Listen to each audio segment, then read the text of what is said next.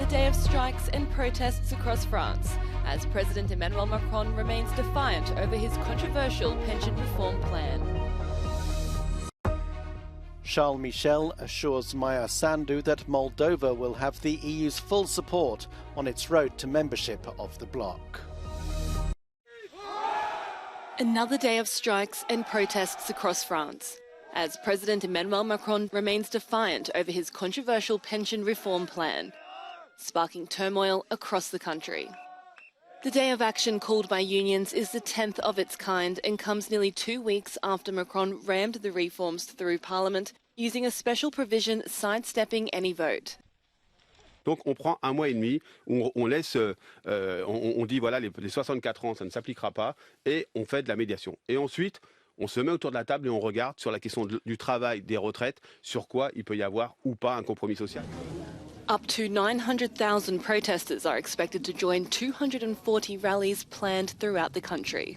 Public transport has been disrupted and deliveries halted across France as workers walked out on the job. Among the reform, a proposal to raise the retirement age from 62 to 64 is the most controversial. Strikes and rallies last Thursday saw the most violent clashes between protesters and security forces as tensions erupted into pitched battles on the streets of Paris. Sweeping protests continue to paralyse major services across the country. On the ground in Paris is Euronews' international correspondent Annalise Bourges with more. Another day of general strikes and demonstrations for France. The 10th such day since the start of the year and since the government announced plans to reform the pension system here in this country. A contentious reform that has now been adopted, angering a large part of the population. The leader of one of the powerful unions here in France has said that the only way for calm to return to the streets of France is for the French government to scrap the reform on its entirety. Tensions have erupted between protesters and law enforcement officers across the country, and hundreds of people have been detained, including young protesters, many of whom are taking to the streets for the very first time, saying that they couldn't sit and watch this time around. Macron, il nous écoute pas et on en a marre et on n'a pas envie que ça passe de 62 à 64.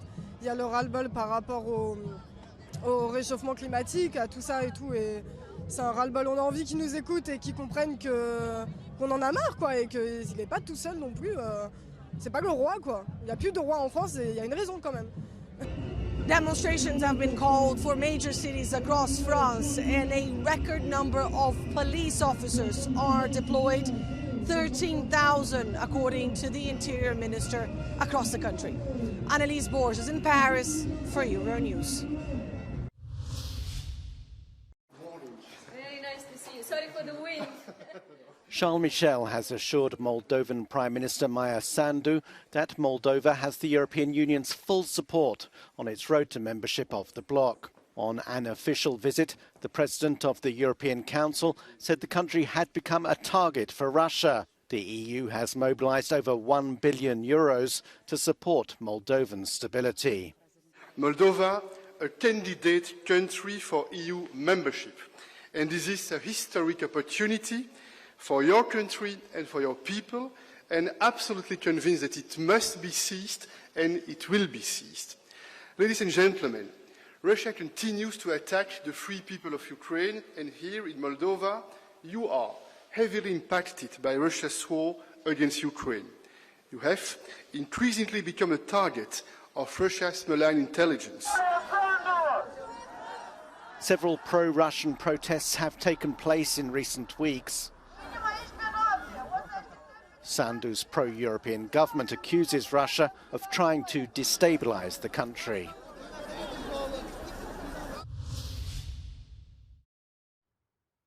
Ukrainian President Volodymyr Zelensky has honoured soldiers with state medals during a working trip to Zaporizhia. Zelensky also visited a military hospital and talked to wounded soldiers. The region hosts Europe's largest nuclear plant, and the Ukrainian president met with International Atomic Energy Agency Director General Rafael Grossi to discuss security there. Grossi plans to visit the plant, which is held by Russian forces, later this week.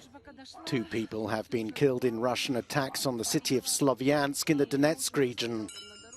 5 high-rise buildings were damaged when 2 S-300 missiles struck the city, and 7 private houses were also destroyed.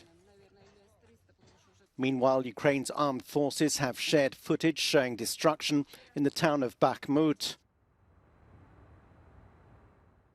British military intelligence says Russia appears to be moving to a defensive strategy in eastern Ukraine.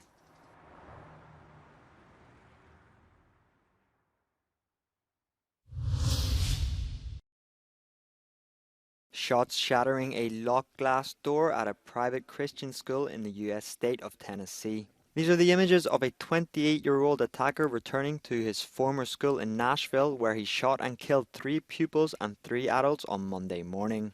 The perpetrator, who has been named as Audrey Elizabeth Hale, was shot dead by police. So far, there is no information on the amount of wounded, and the motive behind the attack remains unclear. Speaking briefly about the incident, US President Joe Biden called on Congress to pass a ban on assault weapons. We have to do more to stop gun violence. It's ripping our communities apart, ripping the soul of this nation, ripping at the very soul of the nation. And we have to do more to protect our schools so they aren't turned into prisons. There has been some confusion about Hale's gender identity, with police initially describing the attacker as a woman and later saying that Hale identified as transgender and used male pronouns. Officers said Hale had carefully planned the assault. A search of his home found more firearms and a map of the school building. The 3 adults who died were in their 60s and the 3 pupils were all aged 9. Я думаю, що ми перші, хто в Україні пішов по новому способу отримати гроші або компенсації від Російської Федерації. Before the war, Shazara was a Ukrainian company of more than 15,000 employees specializing in space electronics. With almost 6 decades of history, it was an important driver of the local economy in the northern city of Chernihiv. Свого часу це було, скажімо так, підприємство, вокруг якого організовувалось місто Чернігів. Градообразуючим підприємством було. Yet months of Russian attacks deeply damaged its production and infrastructure. Був один окремий день, коли по заводу били зранку і до вечора. Тобто це однозначно була спрямована атака іменно по території заводу. Now they only have about 300 employees left. They claim their losses run to some 530 million euros. And here comes the biggest question. Where do you get this money from? But they believe they've found a formula. Росія не погоджується виплачувати не репарації, не погоджується виплачувати збитки. Але є підприємства, держави, концерни, які винні Росії якісь гроші або якісь інші речі. Тому завдяки, що не забороняється міжнародним правом, по договору цесії уступити ці борги. Ці нормальні європейські фірми, держави можуть оплатити нам в счет боргу, який вони винні Росії. So basically, they want to get the money they say they're owed from Western companies previously doing business with Russia, which cannot pay back debts owed to the country due to sanctions. To do this, Shazara first has to take the case to court in Ukraine and win. Then it has to be recognised in the countries where they want to claim money: Italy, Germany, Poland and France. Experts believe this is actually possible, but there is a big obstacle in the way: state immunity. There is a general idea that states are equal, and so the courts of one state cannot sit in judgment over another state. That usually means in cases where you sue another country, that country asserts immunity, and that is the end of the lawsuit. Now, immunity is no longer absolute.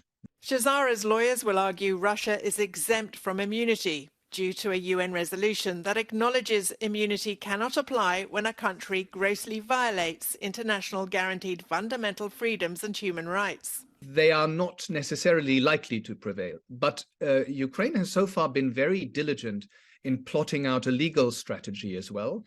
And I wouldn't say from the get-go there is no chance at all. Якщо воно не буде, то будемо чекати, як і всі, перемоги України, репарацій, і тоді будемо отримувати вже іншим. Marking 100 years since Maria Callas' birth, the Greek National Opera is programming a series of events to honour the greatest soprano of the 20th century. The tributes run from April to December and include a new opera production, an exhibition at the National Library, a new documentary about her early years in Greece, and an educational workshop. They'll feature never-before-seen materials from the National Opera's historical archive and are curated by Georgios Koumendakis.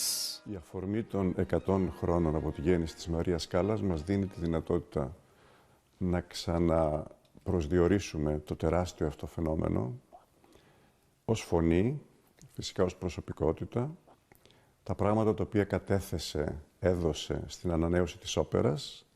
Μιλάμε για την εποχή πριν την Μαρία Κάλλας και μετά την Μαρία Κάλλας. Οπότε έχουμε την ανάγκη με αυτή την αφορμή να δείξουμε πτυχές της μουσικής της προσωπικότητας που πιστεύω ότι είναι πολύ σημαντικές να περάσουν στη νέα γενιά, μια γενιά που δεν γνωρίζει ακριβώς την η Μαρία Κάλλας. The highlight will be a production of Cherubini's Medea, the GNO's first major collaboration with 3 North American opera houses, the New York Metropolitan, the Canadian Opera Company, and the Lyric Opera of Chicago.